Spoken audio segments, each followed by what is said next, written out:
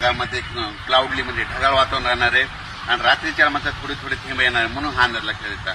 पण कोल्हापूर, सातारा, सांगली या भागातल्या सर्व शेतकऱ्यांना सांगू इच्छितो, ज्यांच्याकडे ऊस असेल तर तुमच्यासाठी एक तुम्हाला आनंदाची बातमी सांगतो की म्हणजे आता 17 तारखेपासून आजपासून तर 28 तारखेपर्यंत दररोज एक दिवस आड तुमच्या भागामध्ये चांगला पाऊस पडणार आहे. कारण की इकडे कर्नाटककडे खूप पाऊस पडणार आहे, म्हणून त्याच्यामुळे तुमच्या सांगली, सातारा, त्याच्यानंतर कर्नाटक भाग, त्याच्यानंतर ते कोकण या पट्ट्यामध्ये चांगला मध्ये 8 दिवस पाऊस पडणार आहे.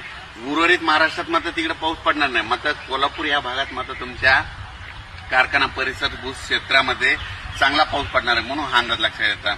आणि तुरळक ठिकाणी तर तुमच्या कर्नाटक बॉर्डरच्या साईडनं गारपीट देखील होणार आहे, म्हणून ही देखील अंदाज लक्षात येतात. पण मात्र 17 म्हणजे उद्या 21, 22, 23च्या नंतर तुमच्या इकडे चांगला एक ऊसाचं पाणी वाचेल असा पाऊस या भागात पडणार आहे, म्हणून हा अंदाज लक्षात येतात. अचानक वातावरणात बदल झाला तर लगेच एक अंदाज दिला जाईल. धन्यवाद.